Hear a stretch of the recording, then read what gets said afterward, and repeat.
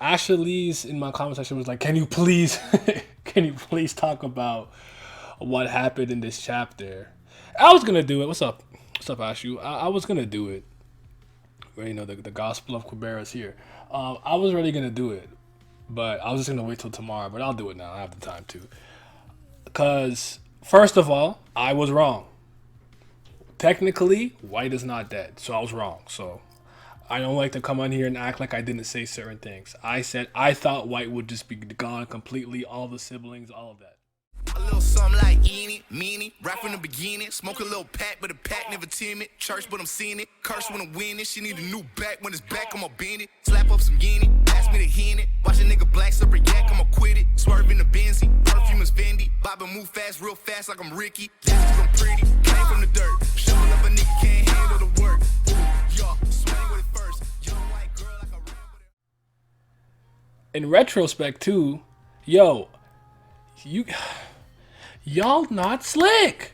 Nah, from as far back as the really big Tower of God stream that I did with Sunwoo, Bonehead, Haku, Milios, JD.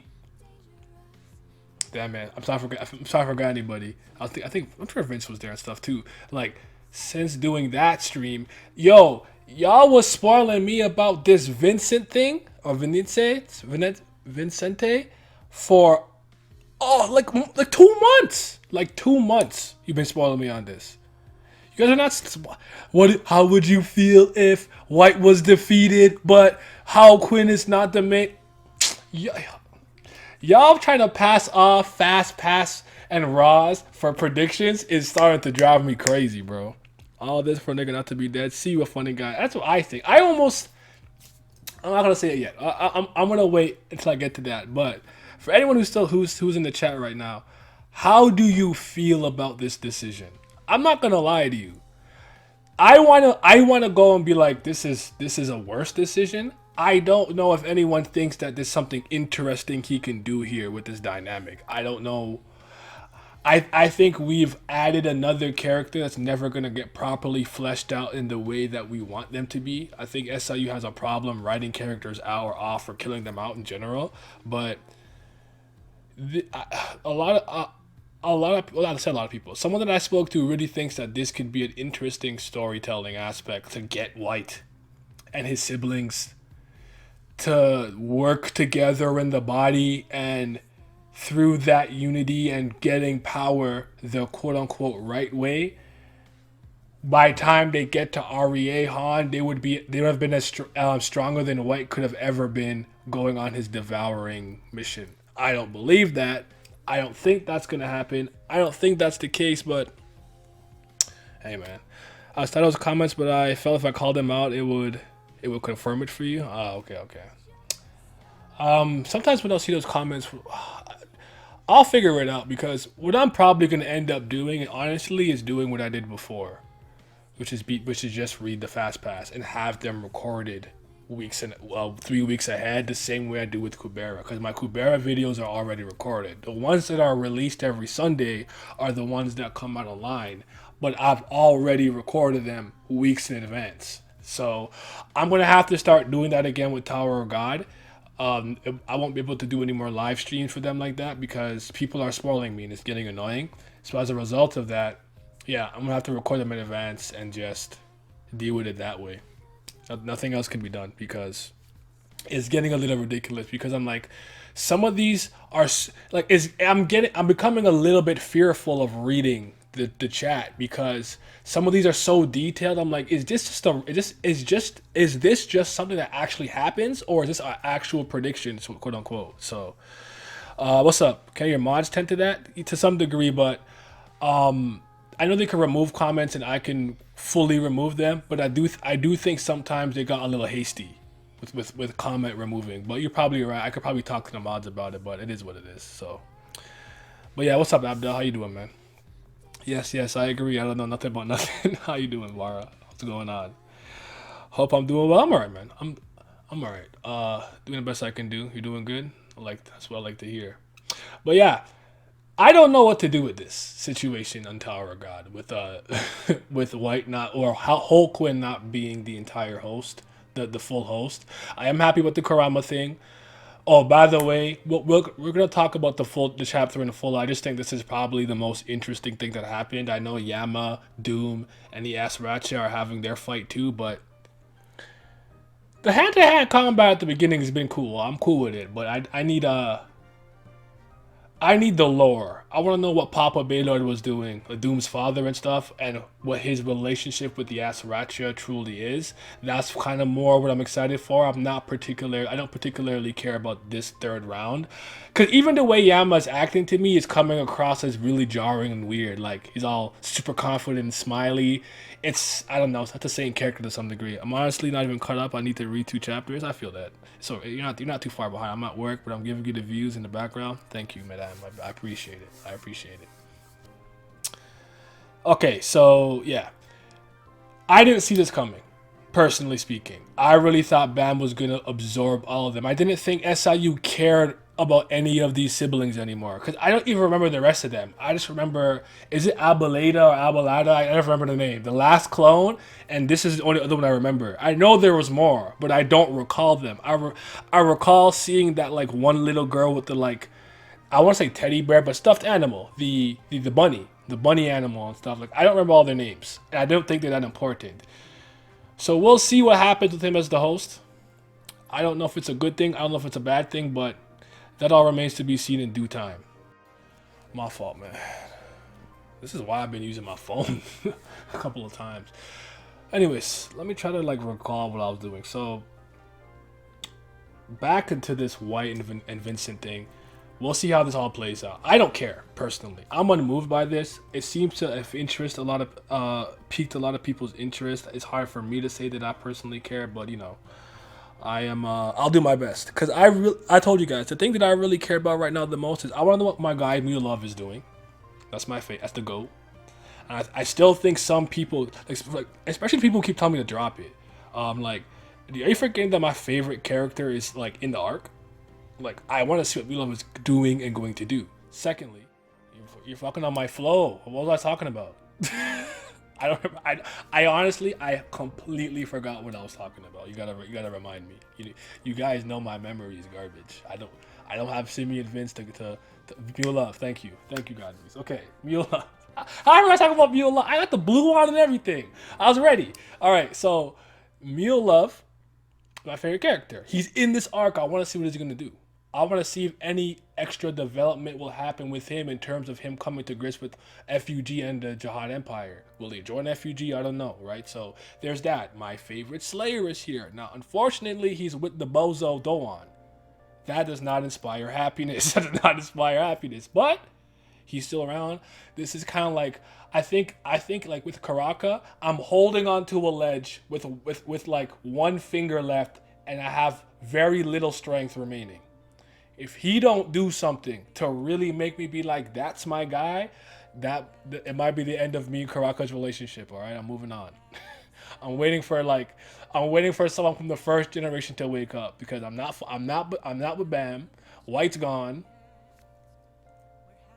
I'm good off Yama right now. I'm not gonna lie to you, but also some of the sleeping ones could be cold. So Karaka, this is your last arc to do it. So yeah, this is kind of why I'm like, stop telling me to like drop it or whatever. But yo, there's still things here I care about. I'm trying to see Liboric versus Caliban. That's really good. Oh, what's up, Vince? You back? Let's go. But yeah, so keep that in mind. Vince, if you're still in the chat, what do you think about this decision? If you're free, you can hop in if you want. I could go on Discord, but like, how do you feel about the decision to not actually get rid of White completely, but I guess change the host of the spell? I do have to say that I had a bit of a misconception of how this worked. Like, I thought when Bam was doing something, I thought he just absorbed White, and then the Sweet Fish somehow distributed that power 3 ways. Kun, Rack, Bam. Bam has like the crown, it looks like to me. While Thing got wings, he could fly. Rack could fly too now, actually. They could all fly now. So somebody had made a point about Tower of God introducing flight made things trickier. I don't remember who said it. I do want to say it was Milios, but I don't remember who said it because they had a pretty good point. You come to the call? All right. I'm gonna hop into these of chord. But yeah, cause like I'm trying to gauge how the community feels about White not being fully gone. How would Bam feel when Bam wakes up? Cause Bam probably want this guy gone because of what happened. Like, is he gonna be okay with it? What are Vincent's motivations? What can he do? You know, I don't. I remember him from the Dollar Show very briefly, but the one who was showing out the most was always Hoken. So yeah, gotta keep that in mind. Give me a second as I join Discord though. Did I share my screen by accident? No, I didn't. I got a sniper on top of the roof. You What's never good? know What's good? when I shoot. What's up? All right. So my thoughts on it, I'm very indifferent, I guess would be the word, because on one hand, what was the point of Bam saying he was gonna kill him, he was gonna get rid of him, all that jazz and all that, like, oh, he's like I know we knew Bam wasn't gonna be like corrupted, like, so that wasn't a biggie. That But was like, that what was was always Fugazi. Yeah. Yeah, but like, what was the point of all that? Like, like, oh, this is gonna be the final confrontation between them because Bam's gonna get rid of him, and then he's still alive, and we're using like the only saving grace, like I said for this, I've said this before. I'm cool if like um Vicente trains like hats or something, but that's really like all I can see because like I don't. Or they could still be trying to do the thing. I think we talked about it a long time ago, where Bam's still gonna try to unite all the Slayers under one banner or something like that. Mm-hmm. But it just might be with Vicente, maybe, or maybe White will come back and him. I don't know. It could be some weird nonsense like that. I wouldn't be shocked personally, but Do you yeah. think, in your opinion, just in your mind, do you think could have probably been a better decision to kind of get him out of here, just in general, like at this point? Because I think like I'm trying to gauge how people feel about this particular decision. I don't know, but I had one conversation, and basically saying that they think that with Vincent as the new host, the siblings can work together to really try to find a proper way to surpass their father in unison. I don't know if that's moving you though. That sounds cool in theory, but really is theory. What's going on? So I don't know what's gonna happen with that. High and low, what's happening? How you doing, brother? What's up, my somewhat different brother from you? That's never gonna get old. That goblin guy came for no reason. He got packed in like one chapter. Like Mark bought some mid with him. But yeah, no, I don't know what to do with it. Like for me it's almost insulting. But I'll just speak for myself on this. I'm like, does anybody want to see this? Like, I never thought of any of these other siblings as important. If any other sibling was gonna have control of the body, I actually thought it would have been the last clone. There was David and Anna, Quinn and Vincent, and I guess Alabeleda Bada, whatever her name is, the last clone. Vincent and her are the only two that kind of stuck out of my mind. I don't even remember what David looks like. I do remember Anna had like a stuffed teddy bear rabbit thing with her. Vincent is back. So I'll take what I can get. It should have been the last clone, to be honest. I guess you're happy with it.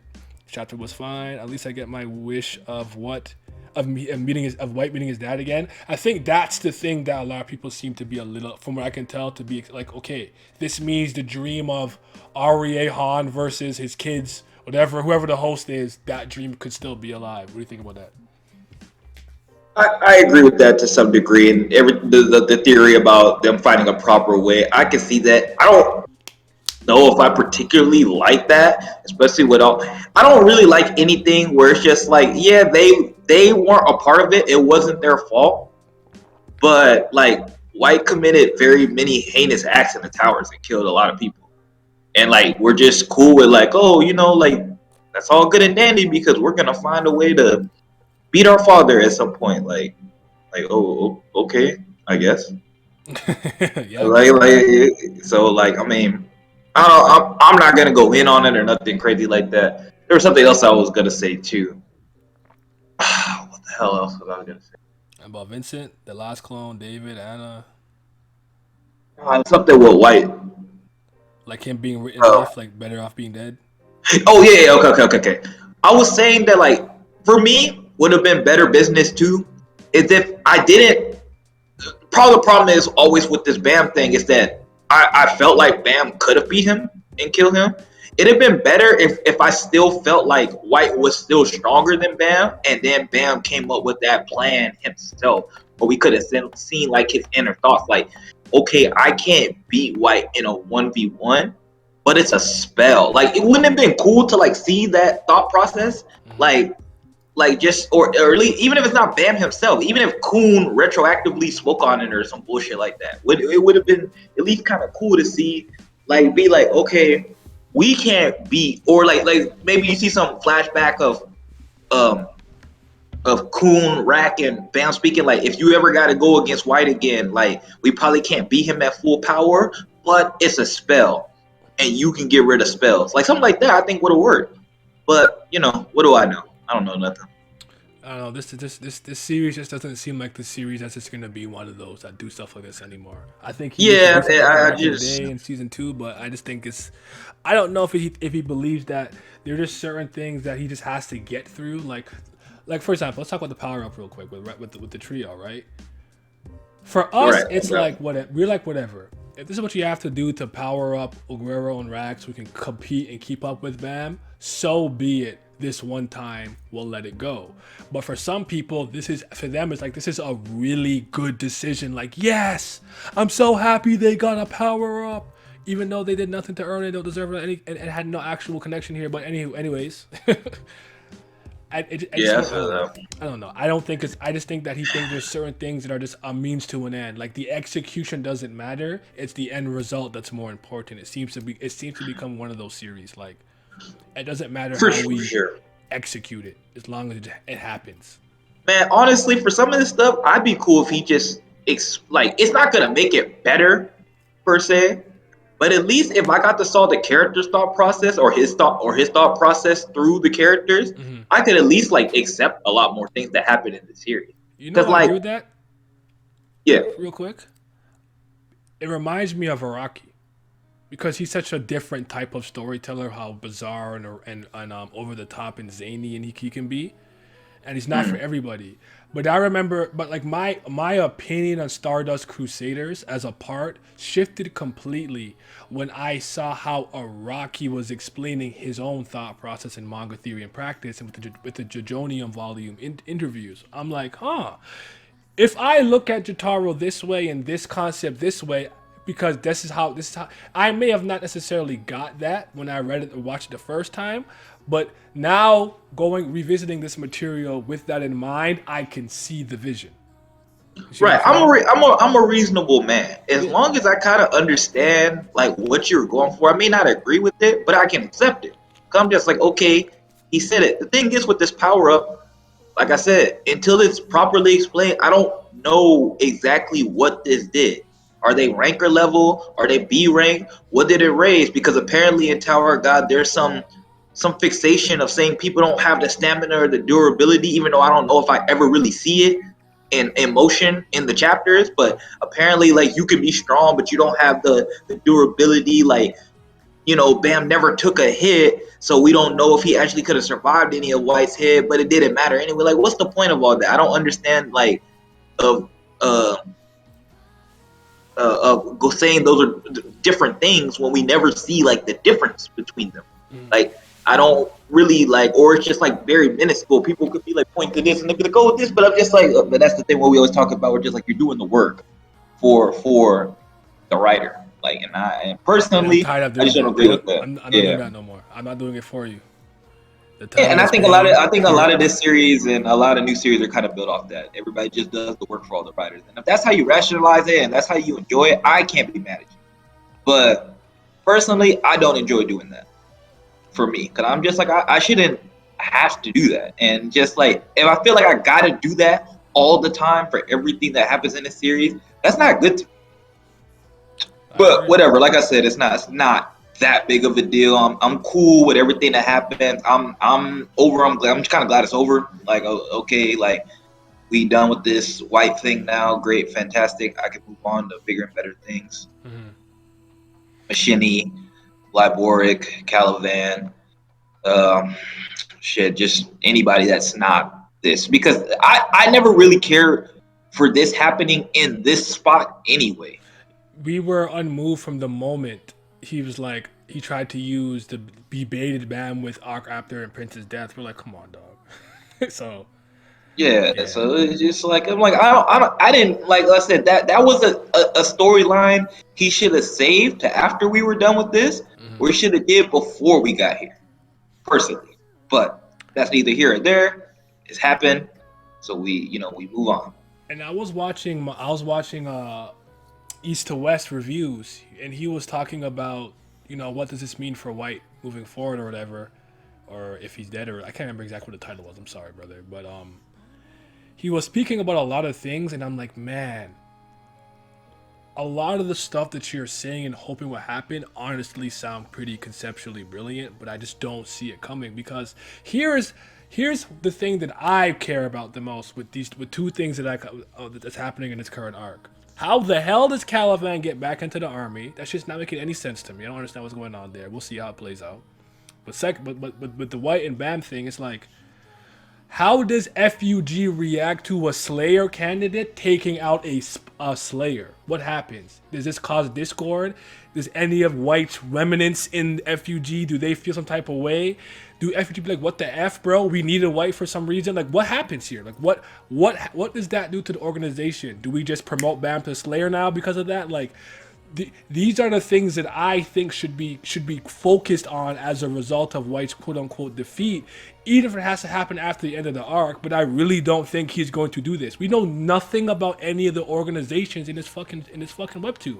We don't know shit about how the army works. We don't know shit about Wall Hike Sung. We don't know a goddamn thing about FUG. We don't know nothing. We have no real information how these organizations work, how the hierarchy works. How do you become a corps commander? How do different corps have different things like the Gote 13? One for medicine, one for combat, one for this research. Like, we have no information, brother. So That's always been my, like I said, I don't know what's the thought process. I don't even know like some of the like what the characters think. Not even forget SIU. I don't even know what some of the characters in the world think of the events that's happening. And sometimes that's all you really need. All I really need is to see what everybody in the world thinks about what's happening. Like just those small things like that go a long way in storytelling. Like you cut for a little bit, it don't even got to be a whole chapter's worth. You do a couple of panels of people in the outside world learn after the arc's over that like White's gone, some Slayer candidate beat him. That changes everything, and now it feels more immersive, and now it feels different. But the world feels more alive and interconnected, cohesive. yeah. But we don't Like get that yet. I know this is a huge tower, and every floor is like what is it like 3 times the size of North America? Yeah. But like it really is crazy how like even with all this technology and all this stuff that they have, that they really don't get no information around this tower. Nobody knows anything on I still think it's it. effing crazy for someone to see Urek and not recognize him off rip. Yeah. Bro, that's number 4 in the tower.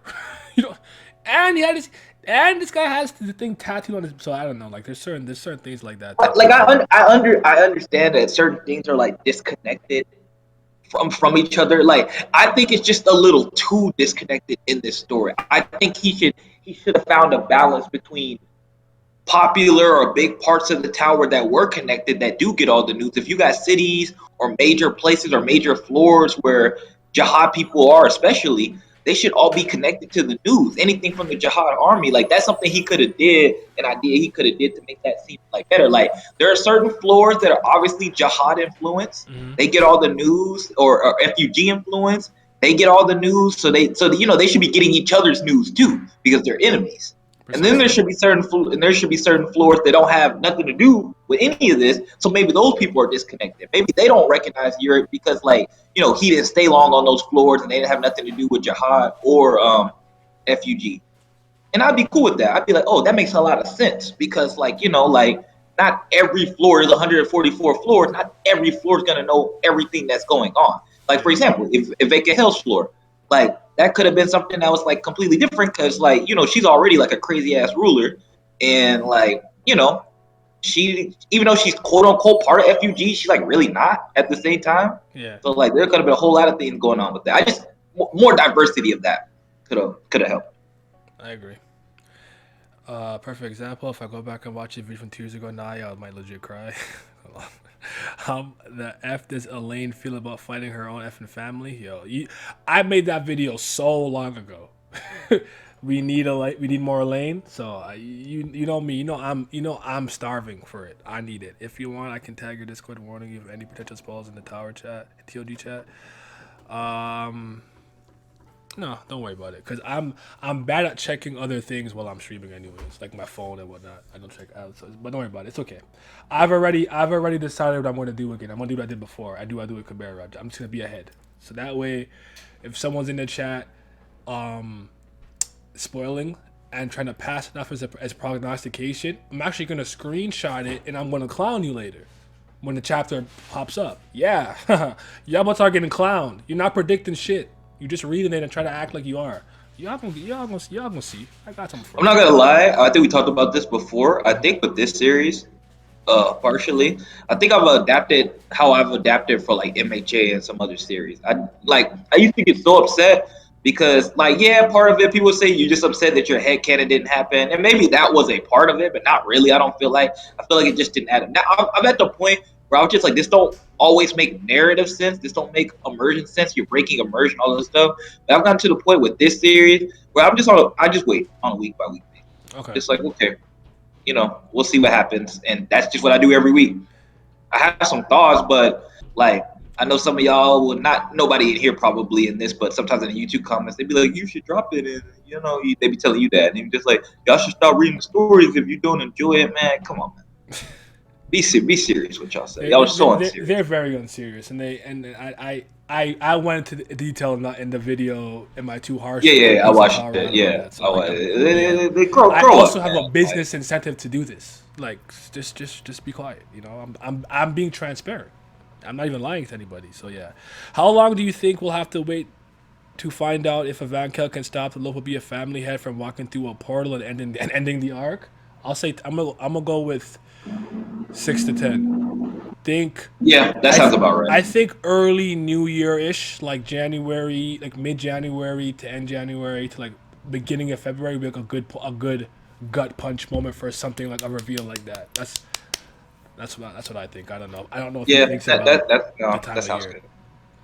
But you and me have the same like small little issue. Like first of all, it's funny because like it reminds me of the Kurapika line and also what Jin Sung says about your rage dissipating over time and whatnot, and your rage Hmm. starting to fade, right? Where it's like Yeah. after some time, this stuff just don't. It like I'm here, I'm talking about it, but the level of frustration and irritation that I used to get is just not the same anymore. I'm too tired. I can't be bothered. It is what Right. it is. I was so invested in this series, and I wanted it to be like, because I really did think this was like the best ongoing thing in anything that I was dealing with.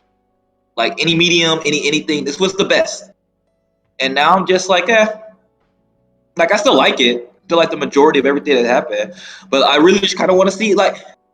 Part of the thing is too, I haven't been invested in almost any of season 3. Like, period. It's been very on and off.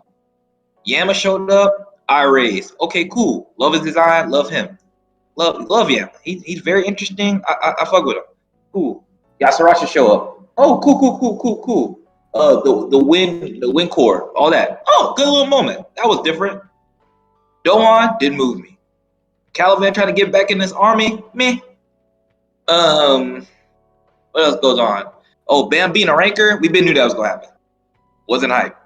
I felt that way since the last station, which is kind of why I wanted him to fight Charlie. And I also think I always say I know I harp on that a lot. If he would have fought Charlie, it would have been a draw, and then he came back and then fought a ranker and beat him. It would have meant more. That's just me though.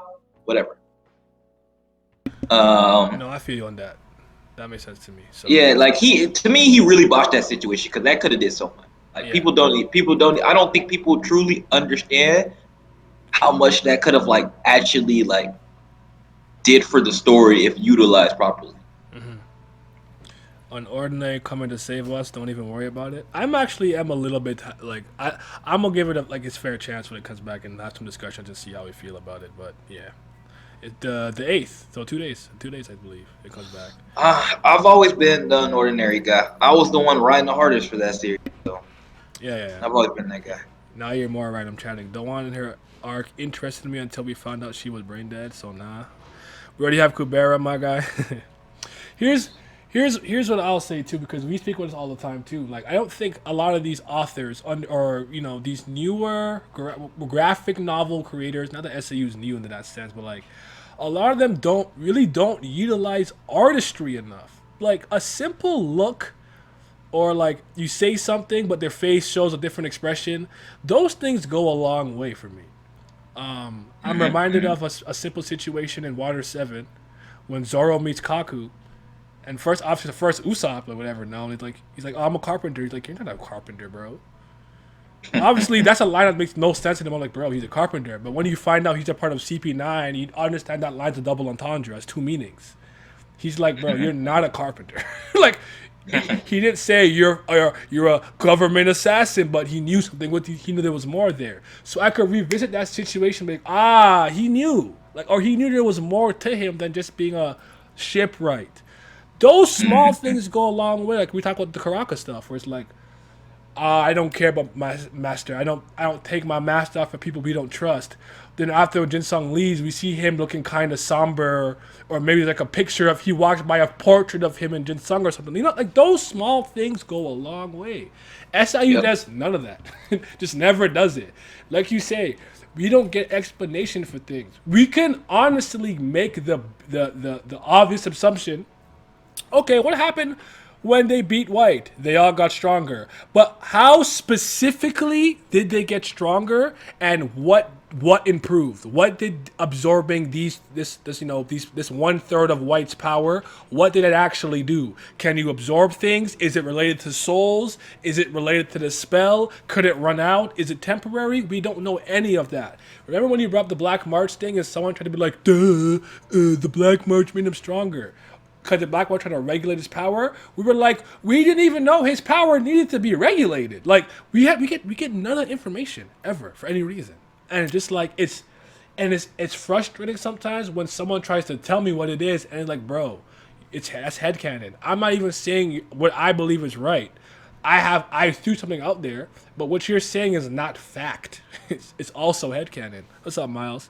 How much you miss? I don't know how long I've been streaming. Like. Yeah, they think if they say things in the author's favor, it's not still headcanon. Everybody just says headcanon is something that we just like, oh, because I disagree with the author and I came up with another idea. Oh, everything that I said was headcanon. But I'm like, you're making headcanon for the author. Did he ever say that? Was it in the story? No, you drew your own assumptions and conclusion from things, but you did it in your biased manner instead of my biased manner. You did it in support of the author, because you just support everything that the author does. Like, nah. Exactly. So yeah. But Miles, we mostly spoke about the White and Vincent thing. Like, how do you feel about that? Like, do you think it's a good? Because you said, why can't my man White rest in peace? Are you excited about this? Do you think at some point Quinn could become the host again? Like, I don't know what people are thinking. So that's what, you know what? This probably would have been a pretty good community question, but I'll just like have it. Hopefully people in the comments speak about it in detail, and then I'll just kind of respond to those, because I think whatever Vincent. Oh, I agree. I agree with you though. We didn't get to see enough. Like even with the damn fuck. Even with the what is it, the last clone or whatever, we got like a small amount where she was like just let go or whatever. And I'm like, what the fuck does that mean? What the fuck is she talking about? Like, I'm like, could you always do that? You could just come out and interfere physically. Like, was that always something you can do? I mean, I thought we've heard her like speak to she him. spoke, yeah, but it's like, yeah, and also it's just like there's supposed to be a whole bunch of them in there. Why couldn't we all like what he should have did, to be honest, in this chapter is, well, I can't say should have, because there goes my headcanon again. But what I would have liked to see him do is go into White's consciousness and have him talk to all of the clones in a round table situation, like the MHA thing, kind of like what they did with Deku. Let me see all of them. What is all of their opinion on this? Not just Vincente, not even the last clone. We didn't get to see her. We only saw Vincente talk. Yeah. And I know he was like the closest to White because he was basically on par with him, but he was just the defensive version. But I would have liked to see it, like I would have been like, oh, what did they all think about? Because I mean, they all decided to do this Yeah, in some manner. it was like a pack thing. But real quick, just don't stay on that thought of the all the siblings. He's been punished enough. I don't want a redemption for White. I totally agree. Vincente is not White, so redemption or him being a good boy for Bam is dumb. Now Soul Garment brings up something interesting because I remember forgetting this. How can Vincent even take control of White when it was stated that Hulkman was the only one who could control White based on the contract? From what I can remember, I remember people saying he's the host. It's through him, meaning the demon, getting the book or whatever. He has to be the host. It couldn't be any other way. I recall when I was speaking about Bam possibly splitting them up, and I brought up maybe a new host could happen. Some people were like it's impossible because of the way the spell was done. My best answer is that if SIU has to write his whole out of it, he'll use Bam as shenanigans. Like, you see, Bam messed it up because like I think he could probably write his way out of that, and most people would take it because he's an irregular. Absolutely. So, but I agree with that. Like, it was supposed to be a thing where I think only he can do it, but hey, it is what it is. Maybe you could relinquish control. I don't know. I also want to know if all the other clones are actually still living, breathe. I kind of thought to some degree the only sentient one in there, I guess, was the last clone. I didn't even know they were still like in there like that. I don't. Again, that could just be me forgetting because it's been a while since I read the Dollar Show like properly, fully through and through, and getting all that stuff again since season 2. So my reread next year will do a lot for that. I'm gonna take some notes, but yeah. You wanna keep harping on this, or do you want to move on to the next parts of the chapter? Yeah, move on to your next part, bro. Okay, so I'm not gonna hurt. Yasracha and Yama versus Yama with Doom there. So I guess round 3 is gonna happen. They were swapping some hands a little bit. Yama is coming with this cool as a refreshing breeze, a spring breeze, like confidence. Does he? Maybe it's just me. Does he seem a little weirdly out of character to you, or is he fine? I don't think he's out of character, but it was not moving me at Okay, all. I okay, was well, like, "What is this, bro?" Like, not even in a what is this? Like, this is the worst thing ever. But like, he just like, I don't know. He was acting like some like like the character that's like the Street Fighter or the one that likes the new kid on the block, and he's like super cocky and shit like that. Like that's what he was acting like. But I'm just like, bro, shouldn't you be taking this like I don't know, a little bit more seriously because like I know you're stronger and you're better now, but like I still don't think even with all that, I never expected him to like, oh, I'm going to wash Yasaracha now. Like, mhm. bro, that was never in the cards for you. So shouldn't you be like focused?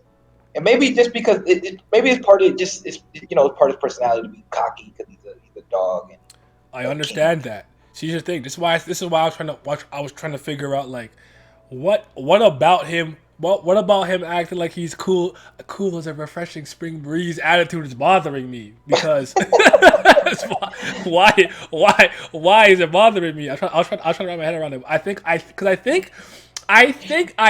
I know what he was trying to do, but I think he botched it. So here's my headcanon for this. Here's my theory. I think what he really wanted to do was make it seem like Yama was truly afraid and then regained his confidence. Okay?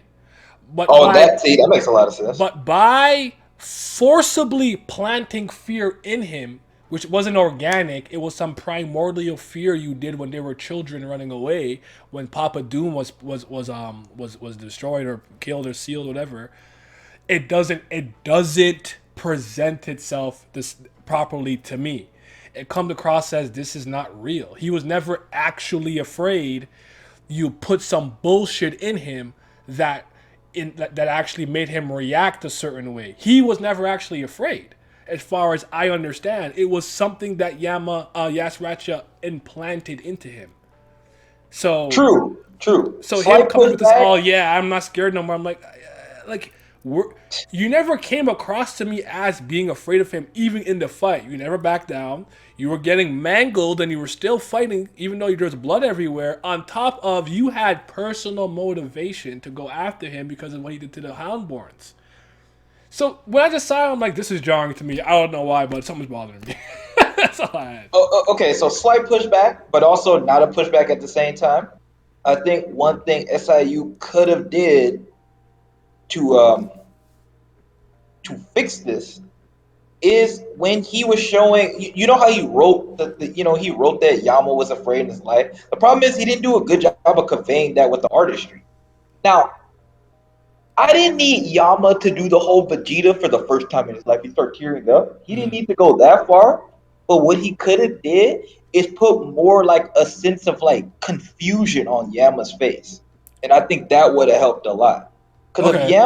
Because if Yama's just like, I don't understand what's happening to me, I think that works all the same, because it's just like, he's sweating, you get the little sweat things, he's like disoriented. Like, I would have rather, like, I didn't even need Yama to be like I said, super afraid. I think I needed him to be confused, because this was really different from anything else he ever did. I just wanted him to be confused. I wanted him to be like, like, I can't hit him, I feel slow, like, why can't I use my full power? Like, why am I like he says some of that. See, this is funny. The one time he actually uses his words to convey it, then he forgot the other part. Now he forgot to fucking put his face to match the words. Oh, sometimes maybe just we can never win with stuff like this. But I think he would have did a better job if he would have just made Yama look. If it just you need one or two panels where Yama looks truly lost, or just like clouded, like some type of I don't know how to describe it. You know how like some people like draw like there's like a bunch of thoughts going through their head, or that purple phase of just like doubt, despair. It's all that shit. Like, he should have did something like that. That's what I think. And that would have helped. Because then when he gets to this refresh phase, and now it's just like, oh, his mind is But empty. it would have All been a he's doing full are, circle of a character arc from yeah, like the confident, dog in the cage, frog in the well. Because to me, he was trying to tell a frog in the well story. Yama never really left where he was dominant, so to speak. So when he was facing his first real apex predator in the real world, he actually felt fear. I actually think this is a great character arc, but you make it not that great when you make it something that's not. It wasn't organic fear, like, or how what I thought was happening initially before I got the primordial fear thing. Chat, I'm gonna get to you in a second. I didn't forget. I'm reading chat. I thought the weight of fighting for somebody was making him fight worse because he was doing this for the canine people, for the Houndborns. It wasn't him fighting for himself or to like his brothers being a dickhead. Let me get him out of here. It was more so like because you know that I've been there where it's like playing for yourself, but then playing for your team is a different sense of pressure and weight on your shoulder. Where I felt heavier in the game, the atmosphere felt heavier overall. The overall ambient, like the crowd I could hear more, and usually I could tune them out. So I thought Yama was doing something like that because usually he kind of fights for himself. He came across as very selfish, even though internally we knew he always cared about the Houndborns, but he was gonna keep that to himself. So I thought initially, maybe because he's not just fighting Yas Ratchet to fight Yas Ratchet, but for his people, it's weighing on him. He can't pull out his full strength. He feels slower. Like, this whole character thing he was trying to do with Yama, I actually think was great. I just think he botched it by not making it an no, organic yeah, fear. I agree with that. I don't think it was a bad idea at all. But also, when you're trying to do stuff like this in a short amount of time, you really got to use your artistry to help tell you, Yeah. because you're not spending 50 to 100 chapters doing this. You're trying to do this in like 10. So really important. Or man, he kind of did it over the course, little by little. I guess if you want to say that. But Because you presented Yama as a figure of fear before you made him feel that. That was brilliant. yeah, yeah, It's conceptually very smart. I like it. yeah. Honestly, like I said, his best ideas have come from Yama and Yasaracha. The stuff that he did, I just don't feel like he fully. I don't want to say he didn't commit. I just didn't like the execution. I'll just say that personally, I didn't like the way that he, because the stuff we did where we talked about the stuff with Yasaracha, where he's using his subordinates to tell the story of Yasaracha through other people. That was really cool. That was really like different. We don't really like get that, and I feel like I honestly wish we got more of that in this story. But It was a very cool storytelling device in my opinion. I like that. yeah, yeah, it was different from anything he's done in the tower yet. But it was kind of lacking, and that Miles, hold on. Miles says, I think Yama's a little too carefree. I expected a bit more bloodlust. It should be like his first introduction, confident and cocky, but not necessarily a carefree person. All this for arc after who Bam never gave a F about. Yama whack to me. Now, I'm not gonna lie. He's not whack to me yet, but he's on the precipice of me being like, I'm indifferent now. Like, whatever. You are what you are. You know? Like, I'm right there, like that middle teetering. Like, depending how this goes, I could be cool with Yama, or I could be like, hey, I don't dislike you, but you're not my guy. If that makes sense. Should have been Wagner to encounter White, not Bam. Man, that might have to be its own video. We talk about that, honestly. okay. So Wait, slight pushback on that. hold on. I think Okay. Yama should have wanted to dominate Yasaracha. Much better line of yes, but this is power Tower of Bam, unfortunately. Honestly, not a lot of mangakas use the artistry to portray emotion and tell stories through their art in this current age. Yeah, because people are, I think some people. Wait, hold on. Before I get that, Solgami said I disagree. Solgami, like keep going. I think a lot of newer manga could do that. It looks like a lot of older ones to some degree or something seem to be adopting that tell don't show. But yeah, look at F.U.G characters. Does it make you feel a lot of emotion just the way they are drawn? Barring exceptions, of course. SC uses power ups too much to display character development. I think so. I think that's where the issue really stems from. If we could really get Karaka explored the same way he did Yasaracha, oh man, MacGuffins and power restructuring are the issues with combat, in my opinion. What's up, Milios? If you want to hop in, by the way, let me know if you're free. I don't know if you're free or around. All right, you were speaking about the pushback, Vince. Oh, what was he saying again? Oh, the Wagner. Yes, He was Wagner. saying that Wagner Wagner. should have encountered White, or should have been their conflict, I guess. Okay, slight pushback because I. The only reason I say slight pushback because it's kind of twofold for Wagner. Because at the end of the day, his real problem ends up being with Rachel rather than Okay. uh Okay. than White himself. Yes, White killed Prince, but it's not like both of them got killed by White. Prince got killed by White, but Arc Raptor got killed by Rachel. So it's kind of a split thing. Okay. So like I'm cool with him and Wagner because uh, uh, Bam's arch rival kind of always been White anyway. So I'm cool with Bam being the guy and him finding out through White. Just one, I thought the moment was bad. That's number one. And number two, like I said, Wagner's true problem was with Rachel. That's the one he was screaming at and stuff like that. And also, we still don't know who Wagner needs to kill with the sword. Could be Rachel. Okay. Fair enough. So that's I put it back to that. Okay. Um. Question: Who do you think is gonna smoke Rachel? I actually think it'll be Aguero. Really, I do. I don't think he's letting that go. Then again, we are with new Aguero, like Bam, so super Bam, supportive Aguero. Not I'm on my malicious, get the bag, trying to be a family head Aguero. So you know what? I don't think it's gonna be Bam. I really don't. And for people who think I that Rachel is actually low key a good person or on our side, I don't see that either. Go ahead. I always thought this is what I always thought would happen. This has been my own headcanon since the beginning. This word we're just gonna use this word all the time now. But this is what I've thought since the beginning. Nobody's gonna smoke Rachel. What's gonna happen is she's gonna get close to reaching the top of the tower, completing the climb, and then she's gonna fall off. I'm not And mad you at that. could, and it may because it legit could be Jihad. It legit could be Ari Han. It doesn't. I legit don't really even matter who it is. It's just that I don't think it's gonna be somebody like that, like we know as of right now. I legit think it's be like she's gonna get close to reaching the top, and then she ain't gonna make it. Okay, That's what I've always thought. that makes sense to me. I hear what you're saying. Yeah. Yeah, hold on. By the way, what's up, Ryan? If you can get a Karaka explore the same way that Yasracha with the way he's with his followers, that would be really dope because Karaka's crew seems pretty cool.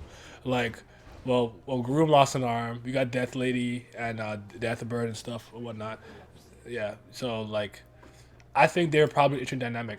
This is why I'm hoping with this because I remember we're saying this earlier. I thought the point of Doan being there with Karaka was so they can so she can kind of see what has happened with the F.U.G. from the time she's been imprisoned or asleep until now because she was like you're a Slayer, like you're a lot more human and blah blah blah. Then I thought like that story was gonna kind of tell us a bit more about F.U.G. to some degree, or at least certain types of Slayers, or what Slayers are supposed to be about, and how that may have changed or been stymied. But I listen, Karaka's got this is his last arc, man. This is his last arc, really. So please like the video, subscribe, and hit the bell down so the Ghost of the 13-month series does not get you and you can stay notified. Check my description for various links like the links to my Discord and follow me at Young Paperwork on Twitter. Comment and share and definitely follow me on Twitch. And now, back to the video. If I don't get what I need, I'm going to just cry. So, I'm going to just cry.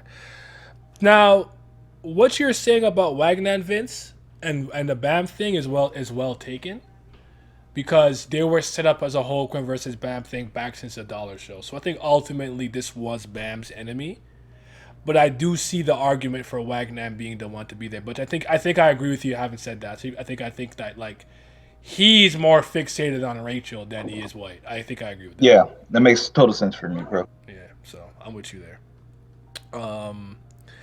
I could see whatever Jihad is scared of on the higher floor might clap Rachel. That's interesting in its own right. I want Rachel to push Bam off the tower again. Honestly, I thought Dowan is gonna go down the genocide route. Oh, she's gonna be on her Undertale on a genocide gimmick. Run. That would be hilarious. Not gonna lie. Kid one in the tower. That's what I'm so mad about. Dowan, yeah. Dowan just hard to grasp because she's all over the place. I hope he like makes that and molds it into one thing so we just kind of get what she's like. So it is what it is. Are you at all excited for the third round with Doom and Emma versus Yasracha, or are you like me, you just kind of care about the lore with the father? Repeat that. Sorry. Say that again. I was just saying, are you at all excited for round 3 with Doom and Yama versus Yasracha, or are you like me that you just care about the lore with Papa Baylord and yeah, just the lore. I don't care. I don't care about this fight. Also, just kind of fights right now in Tower God in general. I'll be honest, bro. I don't really care to quote unquote see a fight. Maybe the only fight right now that interests me is like Warwick and Caliban because we seen him choreograph Caliban, and it's pretty good. Now I disagree when he said it was like all post time that it was classic. I don't agree there, but it was pretty good. So, because I'm like, if we're gonna go a classic, bro, you had like 4 fights that were better than that fight in this series already. Like, that was the classic, man. That was not your best fight. But no, the way he used Caliban is different, so I would like to see that. Okay. That's why I'm mad about it. Yeah, a bit. I want to see the full transformation. I actually don't care anymore, having seen Yasrachas. I'm not gonna lie to you. I think that might have. I know it's beastification, feline full transformation, but as a result of seeing that, like, if Yama looks cool, it looks cool. Like, I'll take that back. But I don't know if I really care to see his full form. Hell no, I'm so tired of their fight. I'm not even that interested in the lore, to be honest. I think I'm interested in the lore, not because of those two, because of how it'll connect into more family, 10 great family stuff, and specifically the Lopobia family whose floor we're on right now.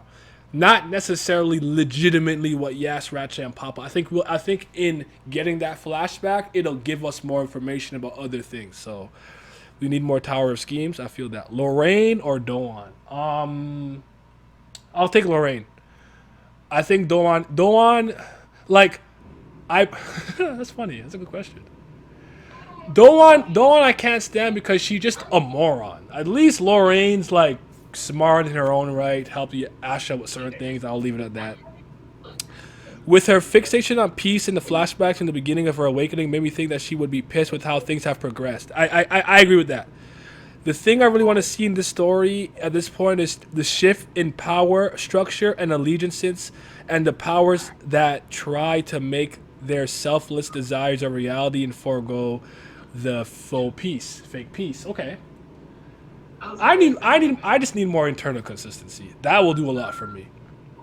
But okay, so we don't care about the fight at all. Has the fight at all so far, from a choreography standpoint, moved from you? I saw some people saying the hand-to-hand combat so far has been pretty cool. The way he grabbed, I guess he grabbed Yashrat's arm. Is that moving you at all, brother? Nah. Not moving me either. I feel that. I'm sorry. I'm sorry, guys. Like, it's just it's not even like I said. It's not even that I think it's bad, but it's not moving. You and me have read Gosu, for God's sake. It's not moving me, man. Sorry. Yeah. It's decent though. But I don't get up out of my chair like, oh my God, let's go. And also, part of this for me, I'm the type of guy that I need some level of stakes in my fights too. So like, nah. I understand losing a fight and dying are not the only way to present stakes in a narrative, but Christ. So I feel it. I'm liking the fight. That's all I can say. All right, fair enough. If the family head does step up, will the guardian also step in? I don't know. We'll have to see. Oh, okay. I should explain that better. When I say stakes, I'm not talking about somebody dying or anything like that. No. I'm saying that. This reminded me of the stupid video we were watching from Ace Vane. The vegan. Oh, Go ahead. Because it's even the thing where like the atmosphere not even the same. Like the atmosphere of Yasaracha, Washin, Yama, that was actually pretty decent atmosphere. This fight don't got none of that. Yeah, I don't even feel like they're gonna finish this fight. Like I don't even think Yasaracha is really his enemy. I think that's part of it too. Yeah, that's the other thing. Like, bro, Yasaracha's like, bro, I could have smoked you like 3 separate times. Like, come on, bro. We're not doing this again, man. Literally like, 3 as a child. Yeah. And the other 2 times, so.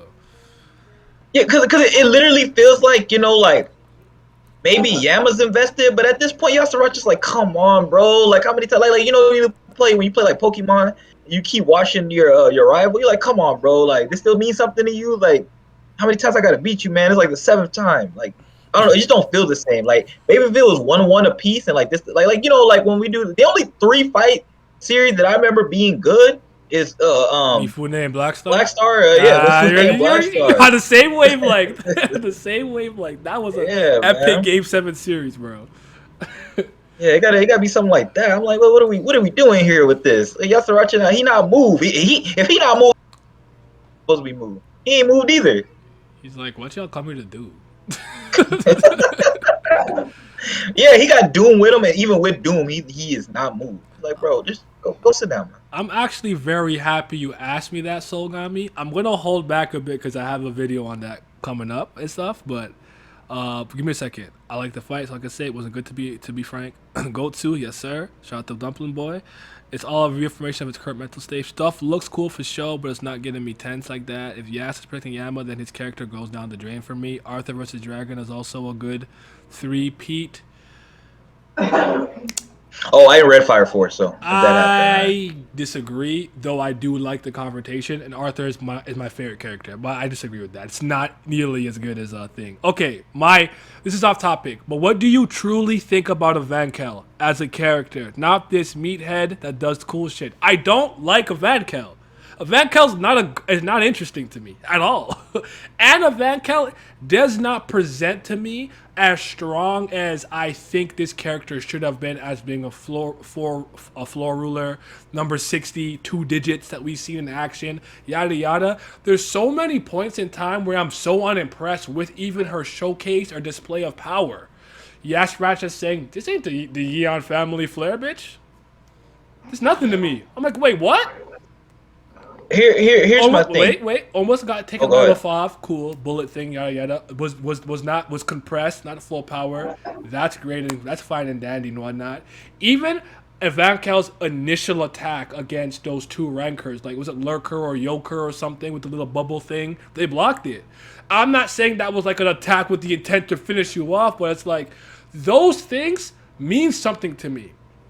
Real quick, we all know how I feel about Jack, the drag down. Complete absolute bozo, piece of shit, sucks. But he comes through a billion berry bounty, and the first attack I see him to literally gets dismissed by Inu Arashi. He's like, anyways. I'm like, bro. And then he gets flipped. Like, your first impression matters. Like, Evankel to me, your fire stuff, cool, burn people, you have these moments here and there, but I have never liked Evankel the way most people have. Not one time. I don't even think Evankel, to me, has presented to be as strong as I think the character should be based on what I've heard and known. Go ahead, Vince. 100% agree with that last part for sure. Here's the thing, right? In the story, the best thing we've gotten about Evankel's character didn't even have anything to do with her. It's when she did the flashback with her and my boy, Hassan Yu. That's the best thing we got out of her character. Where he was the one talking about, he also said the rage thing. Where it's just like the only thing that worries me is that my rage fading. He said that type of quote. But other than that, like what character-wise, what does she do? Like she has this ancient beast. Like she has some cool things surrounding her that he really don't utilize enough. And I don't know, it's because he's like, oh, this is not the time. She'll be overpowered if I use it right here. Or because all she do is she just run. Like the first time she burnt all the rankers, that was cool. But then she just kept doing it. I'm like, how many more times she gonna do the thing? It doesn't seem like, it's not to say like they're not high level techniques or not, but she just be throwing fire. Yeah, that's it. That's what I'm saying. That's all she knew. Like, you'd want to see like maybe like a cool compressed like ball that does something. It might be slow, but it tracks your opponent with heat seek. Like none of that. Like it just all right, fire. Like it's literally just let's burn shit. Like okay, that's cool, but it's not moving me. That's all. I'm unmoved. Yeah, man. Yeah, it really legit feel like that gift. It was good, but it's not enough. Like that's how I feel every time I watch her. I'm just like, it's really not enough. Not enough, man. So yeah, I'll leave it at that. But I do have a video of me speaking on how I personally feel of Van Kel. I'll go into greater detail with specific examples. Even Kun Elliott stalled her out with his hands in his pockets. Come on, like that's the thing that kills me too. Cause I just think that like from a power standpoint, I'm constantly unimpressed with the things that happen. I mean, you being able to dodge that bullet last second based on I think what happened with what did he say? Who did she copy to dodge it last second? Like I don't know, man. I don't know. Van Kel never been moving me that much ever. So yeah, because I even think about how Caliban was able to charge through a Van Kel, Yuri, and Karaka. Like anyways, not. You want to talk about Ray? Like, and he didn't even do it like in a cool fashion. To be honest, he just went straight. He just moved past him. It'd been one thing if they all threw attacks at him and he just like opened the essence of bravery and was like, and he just wiped it all down. I'd be like, oh, that's crazy. That's a crazy feat. He just walked by him. Like, okay. Yeah, they stink. And they're like, yeah, you see, she's strong. She make Caliban scream because he's burning. I'm like, at that point, too, like, you have to think about all the things he's been doing. Like, I don't know, dude. 100 bands? Yes, sir. We need Kun Elliott right now. Yeah, I don't need that guy again, but. Well, you know what? I don't care about him at all. You know what? Never mind. I was really gonna say, what was the point of that?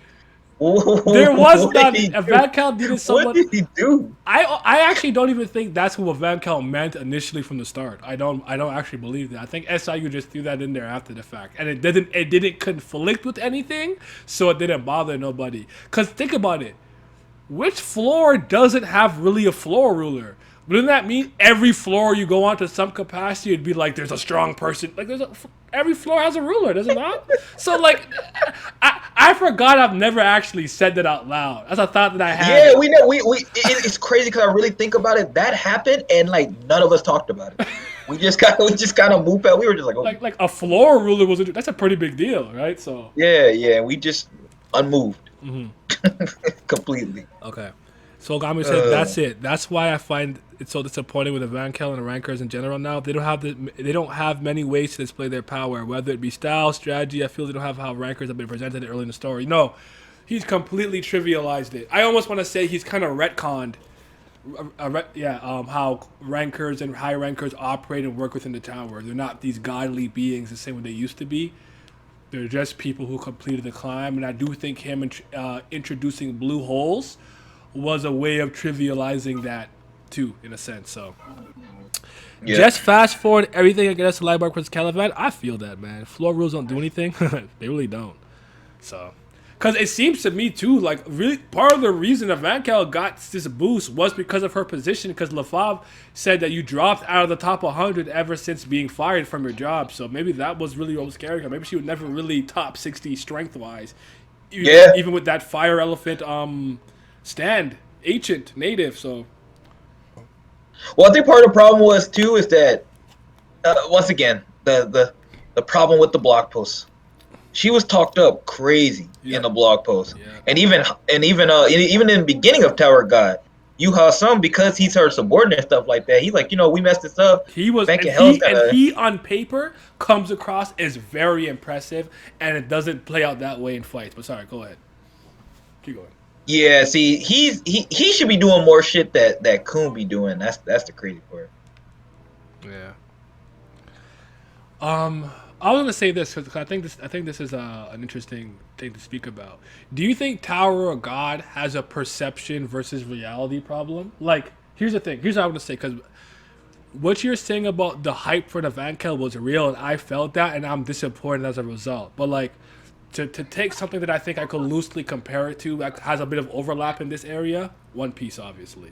Think One Piece for me, broken telephone and or perception not being aligned with reality was ever present from the get-go. Because I think about as early as East Blue and people are like, I can't believe devil fruits are real. Like, what the hell? Like, and that's so common in the Grand Line. Like, people don't really know. Like, when the rabble are talking about certain things and talking about, like, various events, they don't really know. They're just kind of like the common folk speaking. So I always thought the way that he wanked the four emperors was a red herring. They're not as dominating as you think they are. But I don't think Tower of God really has a perception versus reality theme to justify us being like, no, people are just wrong about Van Kel. Like, you as the author hyped her up in the blog post. That's me basically not being able to take what SIU was saying to me at face value. What do you think about that? That sounds about right to me. And part of the biggest problem, I honestly think too, is that the reality and perception problem kind of started when we had to deal with the blog posts like us reading it, and then a bunch of new readers started happening. They talking, and we just like, we talking about blog posts, this and that. They're like, what you talking about, man? Like, we just read it and everything sounds like it lines up to us. And I'm just like, no, man, you're missing all this lore, this extra discussion that happened.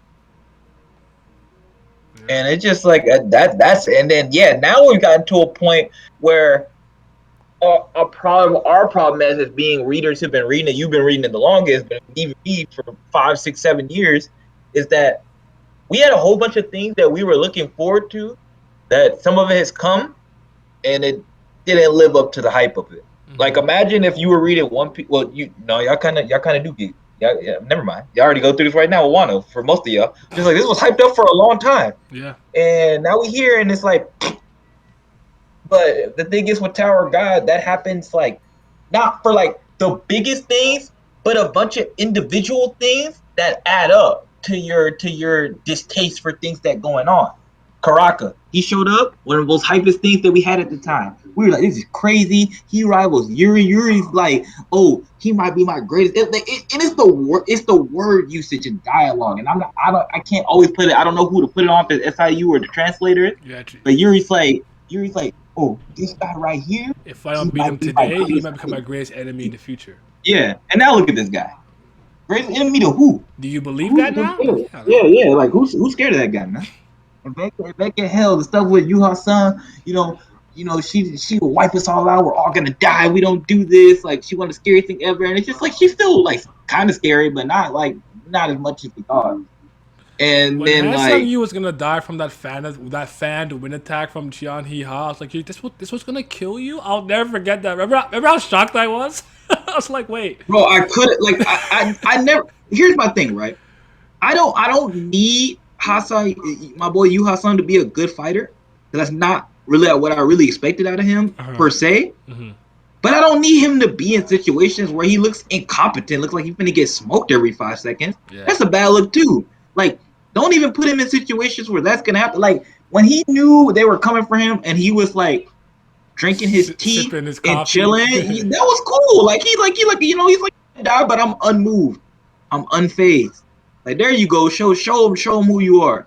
But then he starts fighting, and he's like, "Oh my god, I'm gonna die!" Like that's something that we expect like a Shipley suit to say or something. And like what? Like why are you saying that? You're Yu Hassan. What's going on? You were like everything, anima, this, that, like I don't know. So just like, and even if you think about the first season when he got to show off against Red a little bit with Lopo BRN, you know what I'm saying? Like, bro, where's that?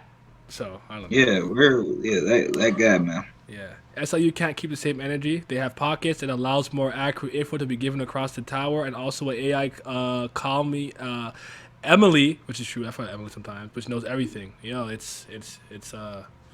Well, ain't they not using Emily no more except for Rachel? Thought her and her people like the only people still because he did use Emily, but it's just I thought just I Rachel think what people. Miles is trying to say is basically there isn't this an excuse for this much misinformation to be constantly in the beat. Oh, okay. At Well, least he is One Piece, correct. the islands are all very separated, but they have the news coup and stuff. When you talked about people reacting to stuff too, One Piece has people reacting to things around the world, which always does a lot to let you know how the common folk and other prominent figures how they feel about what's going on, and the fact that if they're even paying attention to what's going on. I think that was something important.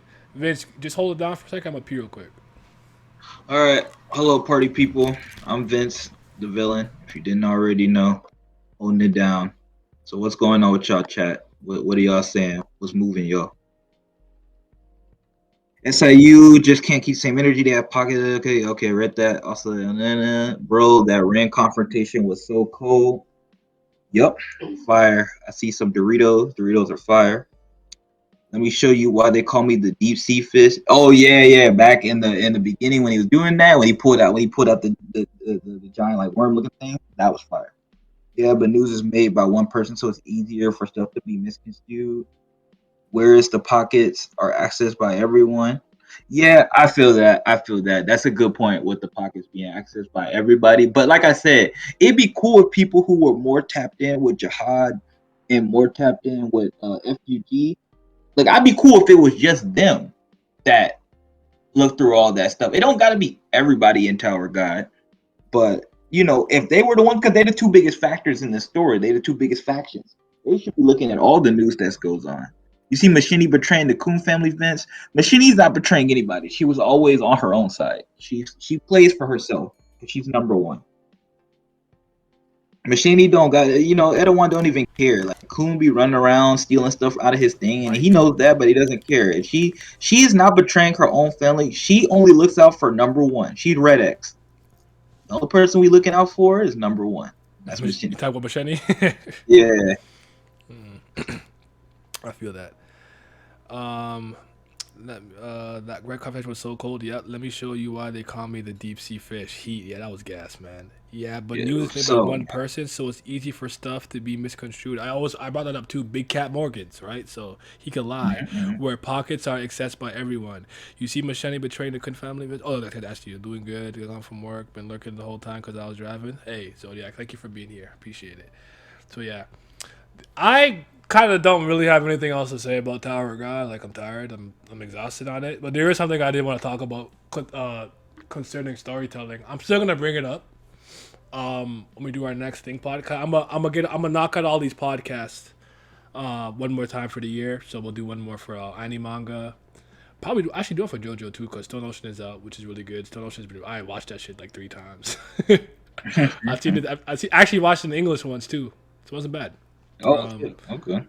Like I can't like that's one of those things I personally I really like it more in Japanese, but I think the English cast did a good job with this part.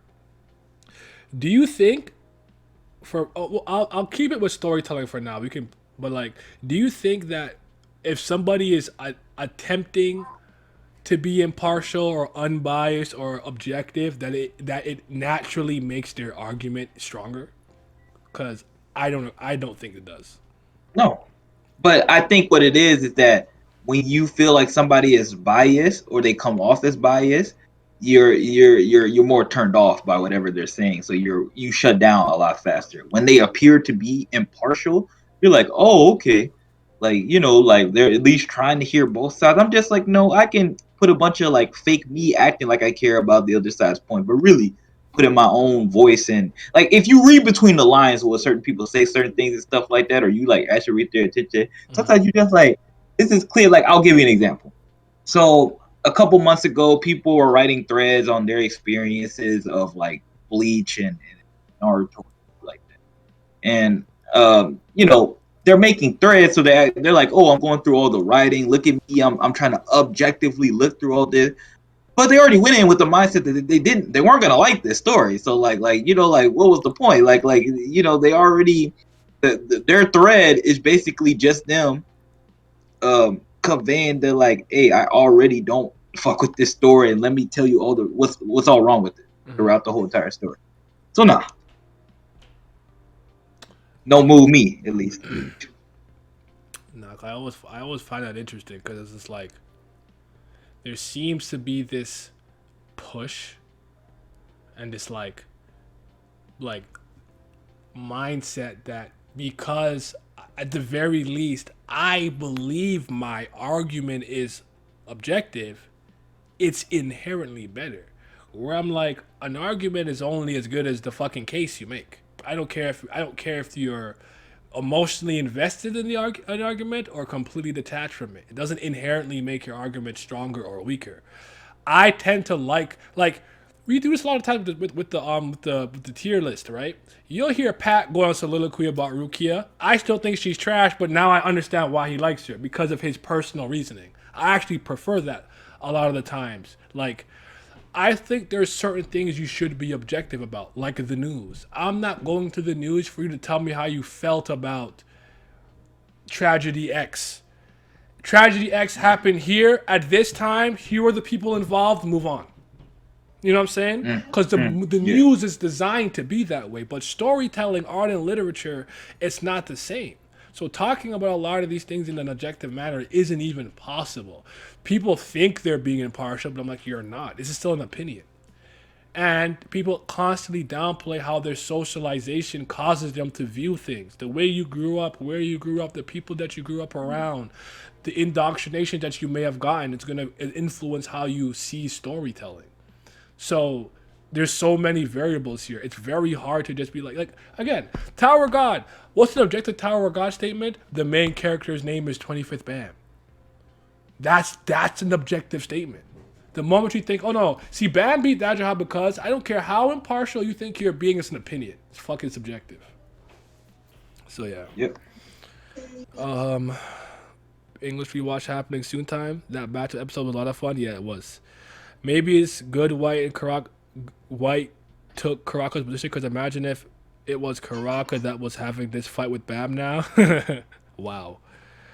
Now, why would brothers fight, Miles?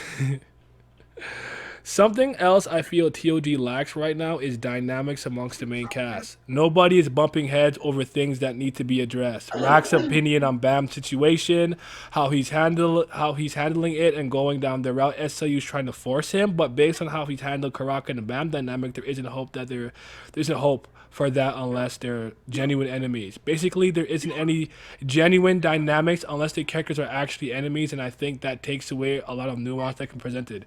They don't feel like a group of actual friends and whatnot. They just seem very disconnected and they say things that sound good on paper, like, yeah, I want to be strong for Bam's sake, woo!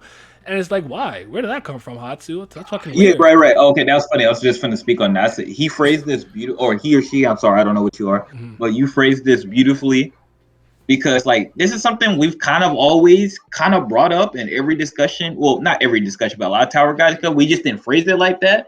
But anytime we're just like, ain't this character acting jarring, or like, what was the motivation behind this, or Bam doesn't care about his friends because of this, it's because of stuff like that. This is kind of what Naya refers to a lot, where he just Naya's like, there's not enough like downtime in this series. There's not enough like slice of life elements going on here, and like they don't talk a lot. There's not enough dialogue. There's not enough like, and I always feel like that. I'm not saying they need to be all tension up and like hit each other over the head, but like you said, like we keep hard back to the point. Everybody keeps talking about in the chat. How does Elaine feel about her family being involved in this and shit? Like, do we just not care? Does nothing she care matter? She just came back to help out with the stupid fish capitalism game and drink juice. Was that it? And and intimidate Wool because he's a snake and she's a wolf. Like, yeah, like stuff like that. Like it just they don't. And then yeah, normally like I know. But go look at Coon, and in the first season, go look at Coon now. It's not the same guy, man. And the thing is, like, I know he had to learn to be more trusting. He had to trust his teammates more and stuff like that because he was such a guy who didn't trust anybody. And like that's cool, but I feel like that cynicism, that not completely believing stuff should still be there. And I feel like he's kind of been different since Rachel blew up his heart. Like he ain't really been like the same guy thinking to the levels of which he did as far as like, because one thing I thought Kuhn was really smart at, and sometimes maybe it worked against him sometimes, was his ability to look at people for what they were. It wasn't always like he was 100%, but like Kuhn's like, listen, I'm not a good guy, so I know when other people are not good people and stuff like that. That's kind of how I always looked at him. Or just like like with the Wagner thing. I'm like, Kuhn didn't know he was lying, or maybe he did, or like, could I have known can we see what Kuhn thought about that situation? Did Kuhn know? And like, we ain't there yet, but it's like, are Kuhn and Bam will talk about that? Because they kind of really need to at some point, especially now that White's gone. Should they talk about that whole situation? Did Wagner lie to us? Does Bam still feel some type of way, or are they just gonna move on like that whole situation didn't happen? No, I feel that. I really do. It's weird because in Tower of God, characters are actually in groups together for decades or centuries, but lack a bit of realism. Like Straw Hats have been together for less than a year, but feel like family. Bam was with Wag for 5 years, but they aren't super close. Wagnan. The change isn't bad, but the direction they change is a bit weird. I just hope that Caliban stays loyal to Jihad. I don't know. We'll see what happens with him. Here's what I'll say on that. This is add my 2 cents. Right, the downtime thing to me, I think, is very important for a series like this. Especially with the, like, shonen-y type storytelling. I've said this a couple of times, but I don't think a lot of people have heard me say this. My biggest problem with Kill la Kill was that it was always trying to one-up itself. It never just was like, you know what, let's just relax, calm down, like reset. Like, I think when you're in an arc and you crescendo to the climax, you can even think about it the nasty way. You need that refraction period. You gotta, you know what I'm saying? As niggas, you gotta let her rest a little bit. You gotta calm down, get some juice, get some water, and then go back in for another round if you got to. Like, I think always trying to keep things super action packed. What that does to some degree is it normalizes it. That just becomes the standard. And every time you're trying to one up yourself, to me, I'm like, this is not moving me. Like with Kill la Kill, to me, every time she transformed and brought her scissors out, the scissors were like 5 times longer than the last time. I'm like, can you guys just calm down and talk for an episode or something? That's a lot for me. I love when big events happen and then we come and we talk. Like even just that brief exchange with Zoro and Luffy saying Big Mom was taller than Okiku. I wish that went a little further. Like I like those little moments. They do a lot to show you the interdynamic of the characters and the interpersonal relationships. It does a lot. Trust me. It may seem like a small thing, like, oh no, I have to advance the plot. I have to get to the next fight. Like no, calm down, breathe. They might have to, maybe they're traveling on the floor. Like it didn't have to be long. It could be half a chapter or a chapter. But I always enjoy when these series have like the beach episode, for example, or something. Like okay, like we did this and now we're on the beach just chilling, and then you can see like Sadine characters when they're not focused on tennis, what they're like. It does a lot, man. It does. So. I think Tower of God had that. Like in the first season, like you got to get like 5 friends to sign your paper. That's good stuff. Yeah. But and also just because here's the ultimate thing for me, because the cast is so big, you need the downtime because you need to kind of find a way to get everybody's thoughts in inclusion. Or cut the fat. Way. Or cut the fat. Yeah. Get rid of these characters like Boro and whatever, Itachi, whatever. I've been said that. Yeah. If you weren't part of the original main crew, or I felt like your arc was over, because like Boro and Sachi, like what's the point of them being here? Their arc was the Hell Train. You don't even gotta kill them. Everybody thinks when you say write them off, you gotta kill them. No, they go their separate ways.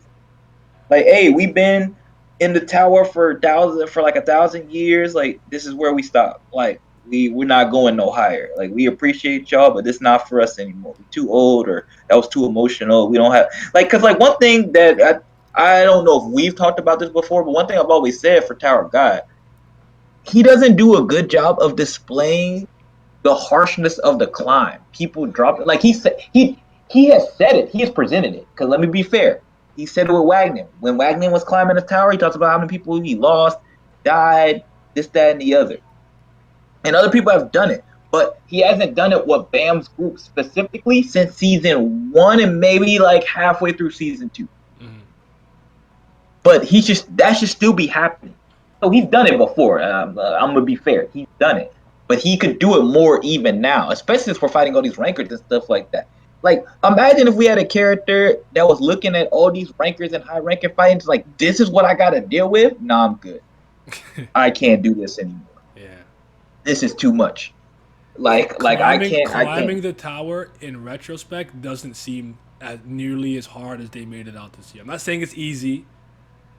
And I understand they're traveling with Baam, who's an irregular, but still, it just doesn't seem that impressive. Like, I mean, that should be one reason why they should drop out too. You're climbing with an irregular. That's tough. You're the enemy of the whole entire tower. For certain people, that is not Baam's main group. They shouldn't have to co-sign on for that. Mm-hmm. They should just be like, like, hey man, like I'm not gonna go against you like that, but like, I gotta stop here, man. Like, you're fighting a battle that's far beyond me now. Yep. No, I feel that. They also skipped somebody Flores. Yep, Ho's death not Serene in season 1 after Serene on Ho's death. I thought it would be common for folks to tap out.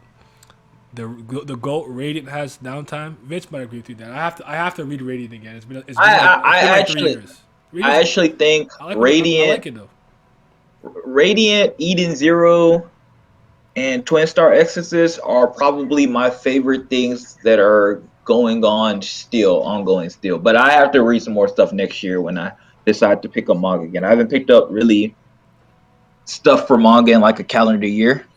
But like when I was reading it, Radiant, that's the one thing I feel like Twitter lied to me about. I'm like, oh, this is actually good.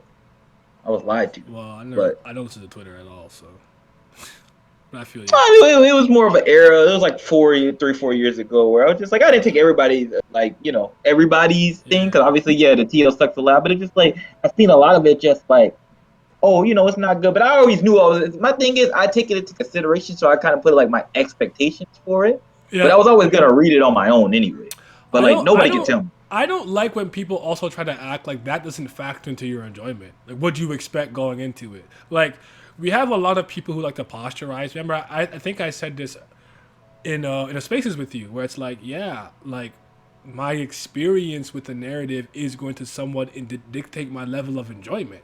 I'm not saying, yo, if the fan base sucks and everyone's annoying, it makes the story any better or worse, because at the end of the day, the contents of the narrative are the contents of the narrative. I like what I'm reading, playing, or watching, or I don't. But yeah, I would have really loved when I was getting into Monogatari, or even now, to have like-minded individuals that I actually care about their opinion to have discourse with about the series. I love Monogatari in silence. It'd be cool to like it not so silently. Conversely, like I always say with Katekyoshi Hitman Reborn, I don't think this is one of the greatest series I've ever read, but it was one of my best reading experiences being a part of a community. Me and my friends having jokes like Yamato running into the wall versus Genkishi.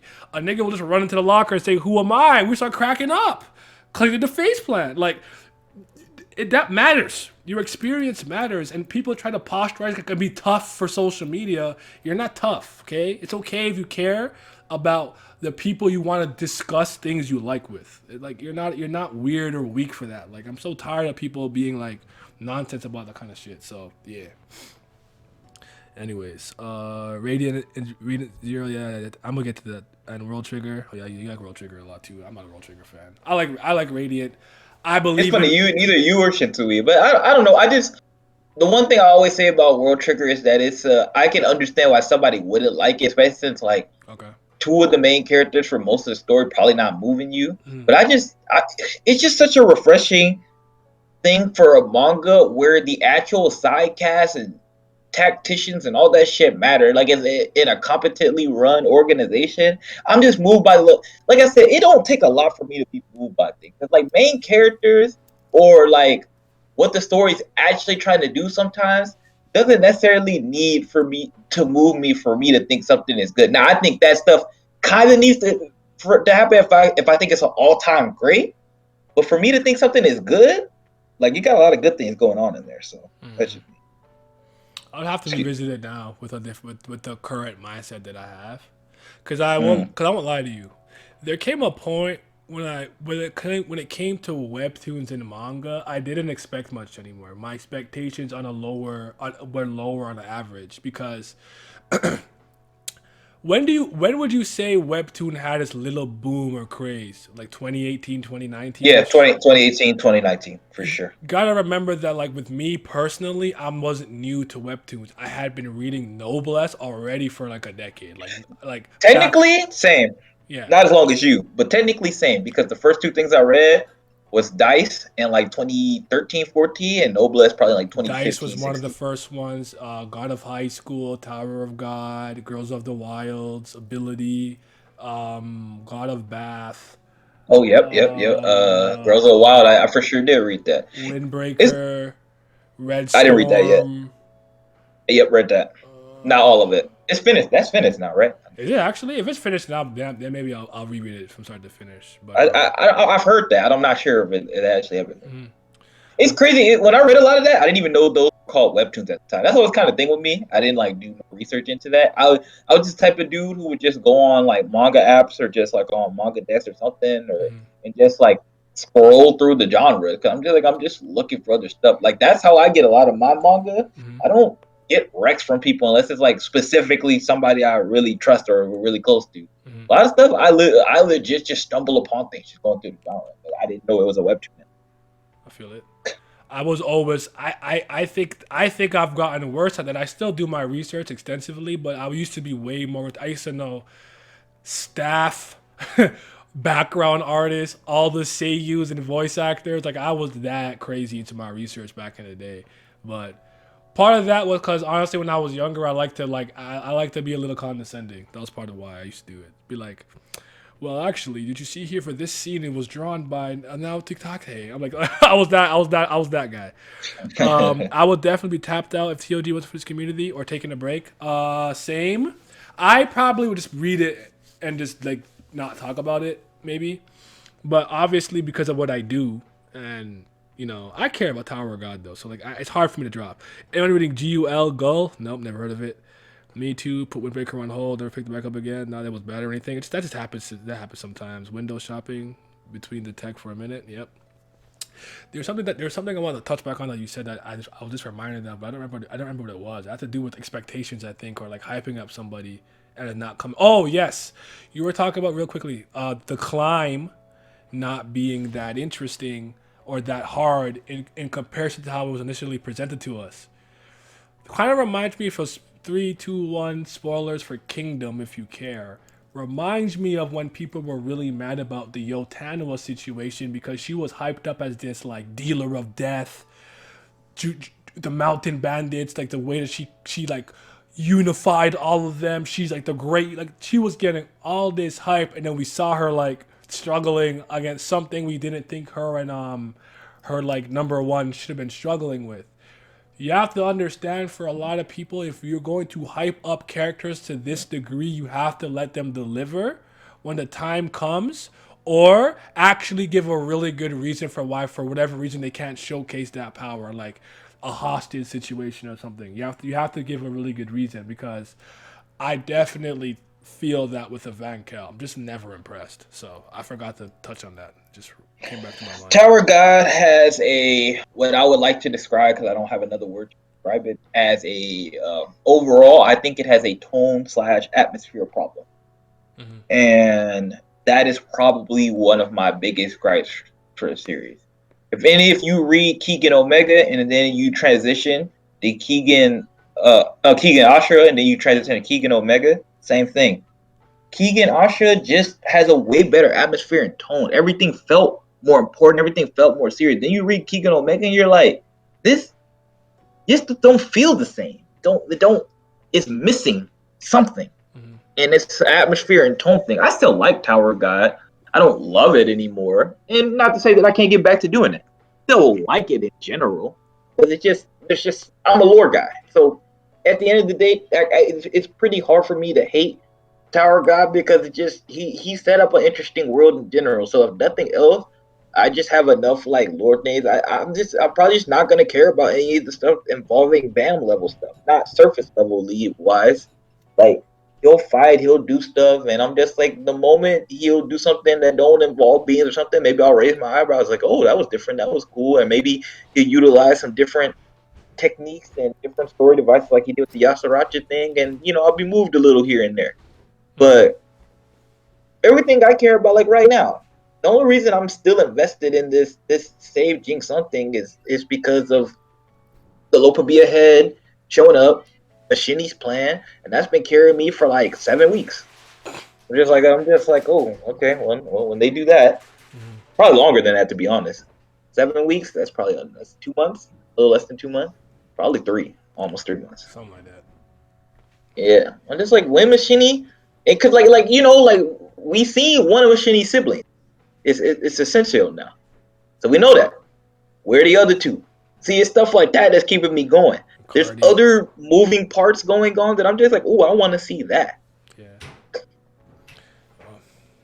I get that, man. I don't know. It's just not the same as what it once was. It is what it is, though.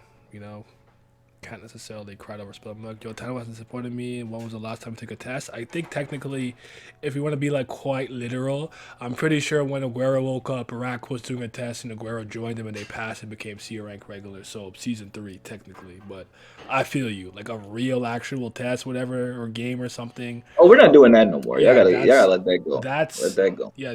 I don't even think regulars matter anymore. Like A, B rank, like forget about that. Let's just rank her and above and blue holes and stuff. Like it is what it is. Couldn't run, cries. Couldn't run, cries. Yeah, sorry, man. Yeah, Hope he's there. I, Hope he's there though. I was crying about tests and shit like that. I was bitching real hard back in the last station transition to 3, because I was like, what is this? I said, why he just speed blitzing? Like I thought Coon like quote unquote dying was a big thing, and then at the beginning of season 3, he like speed blitzed through that whole entire thing, and like he did it fairly quickly. And I was just like, oh, So ever since that happened, ever since the Coon revival part, people in the community have been talking about like, oh, SIU's rushing through this part to get to this part. That's why I don't accept it as a valid excuse anymore, because people have been talking about like, oh, SIU's rushing to get to the parts we want. I thought this was the parts he wanted at this point, because he already did that. He already rushed through the beginning of season 3 so we can get to this point. Did he not? Because I remember that was the talking thing. I know people probably It's what are just you something talking about? Tower God fans are But just like One Piece fans in that regard. They're just gonna keep saying you gotta wait, you gotta wait. Like like it's just yeah, at some point you gotta deliver the goods, man. set up for the setup because it was setting up the setup, you know. So it's just they're Yeah. very unserious. They just don't like to hear negative things or any type of criticism or critique about the thing that they like. I don't know why they act like if I have a problem with the series or some series, it's like, are you losing money for this? Like I don't understand it. So it's just really weird how a lot of these fans have a very visceral reaction to one man's opinion. So I don't know. You're morally Right. corrupt. You're morally corrupt. So I don't know, bro. So yeah, the eternal I 20 never games. be I feel that. I never be mad at people for being like cause I It's never want to it's act like I not don't passion argue. though. Passion is different. I'm talking Yeah, about yeah, like yeah. I'm talking about the like unga bunga must defend No, no, no. I agree. No, but my thing is, worth the I definitely argue with people, and I don't even say I argue with people anymore. Not really. I'm Not not for this type for of me stuff. it's civil But discourse. I'm not arguing right, with right, you. right, I'm right, just right, trying to have right, a right, right. conversation. Yeah. My thing is, too many people don't take the time to try to understand the other people's side. And I don't even mean this in like, oh, everybody needs to kumbaya. Nah, you ain't gotta fuck on that level. But I mean, like, think about what we're saying. Really think about it. If you guys are supposed to be people who care about writing and care about all these other things and this high level of stuff, really think about just stuff that people who have these critiques and stuff like that. Not saying you got to agree with them, but just really think. Is what they saying just that ludicrous to you? Don't you think it has some level of merit to it? And that's my problem. Everybody acts like when we say some of this stuff that it's just so outlandish Like that it's the we not read it. craziest off the Yeah, wall hot take. That's all I ever asked was like, yo, who cares if you agree with me or not? You're not cheap. Think for yourself. Be an independent thinker. I encourage that. But they used to act like what I'm saying is insane, like crazy, like there's no way. I'm like, well, what? yeah, man. So Like they be acting like we're saying that like Bam's supposed to be a still supposed to be irregular. Never. We were just saying we wanted to make sense. and him being strong has never been a problem. I don't care about him being quote unquote OP. That's not the problem. It's all about execution and end of the day, it doesn't matter how. Actually, I think music might be a good example for this, right? You could legitimately have constructed a really good song, like your lyrics are really good, your cadence is good, maybe the beat is solid or whatever, but you made a song that's boring or only something you can listen to in a very specific type of scenario. Whereas this song, another song could not maybe not be as greatly put together from top to bottom, but it's just more enjoyable to people. People still have to fucking enjoy what you're reading, playing, or watching. Even if it's like, oh, it's so technically sound, but is it fun? Is it interesting? Like, don't forget, at the end of the day, this stuff is still entertainment. You gotta be entertained. Watching Bam do what he does, as much as you might think it makes sense to me, is very much not entertaining to follow. It's a boring as all fucking hell. It's boring as shit, bro. That's what I'm saying. Yeah, absolutely.